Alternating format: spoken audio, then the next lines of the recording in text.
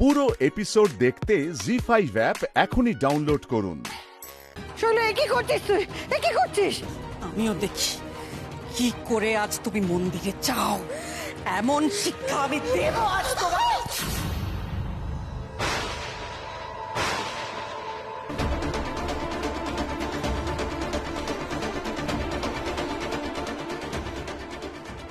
শ্রীমতী,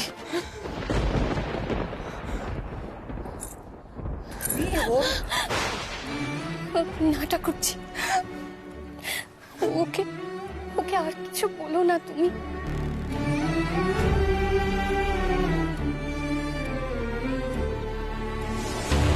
কি তুমি কি বলছো শ্রীমতী? কি করছো তুমি? কি করলে তুমি এটা শ্রীমতী? কি করলে তুমি এটা? এই মেয়েটার জন্য তুমি আমাকে, ওই মেয়ের জন্য আজ শ্রীমতী বাধা হয়ে দাঁড়ালো।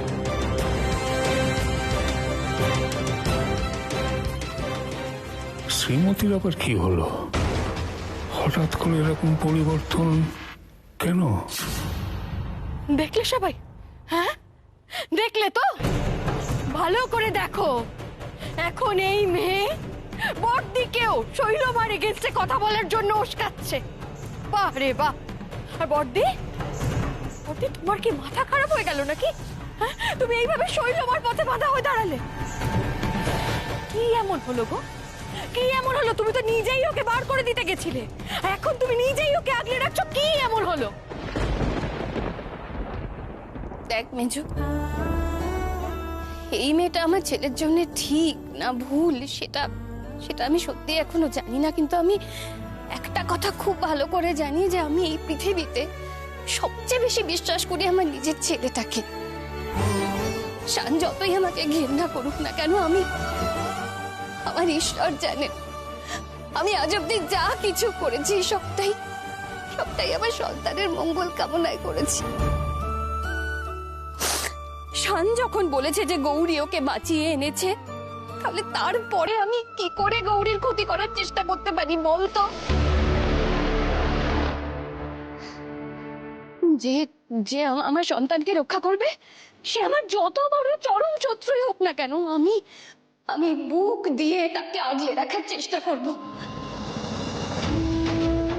তাহলে আমি গৌরীর পাশে দাঁড়াবো না কেন?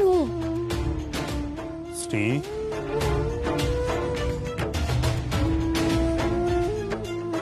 সঠিক সিদ্ধান্ত নিয়েছো তুমি। দেরিতে হলেও তুমি সঠিক সিদ্ধান্ত নিয়েছো শ্রী।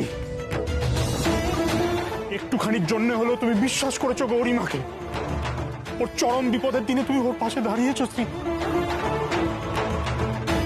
এই যথেষ্ট, আর কিচ্ছু চাই, আর কিচ্ছু চাই না আমি। এতেই আমার বুক ভরে গেছে শ্রী।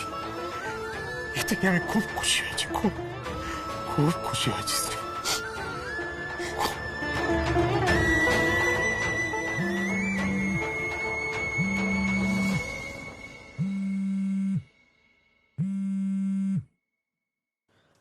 হ্যাঁ অফিসার বলুন। একটা খবর দেওয়ার জন্য আপনাকে ফোন করলাম। ওই সনাতন বেল পেয়ে গেছে। আপনারা একটু সাবধানে থাকবেন। ডক্টর ঘোষাল আর ওনার ওয়াইফকে একটু সাবধানে রাখবেন। দেখবেন সনাতন যেন কোনোভাবেই আপনাদের ক্ষতি করার চেষ্টা না করে। এটার জন্যই ফোন করেছিলাম। কি কি বলছেন আপনি? সনাতন এখন কোথায়?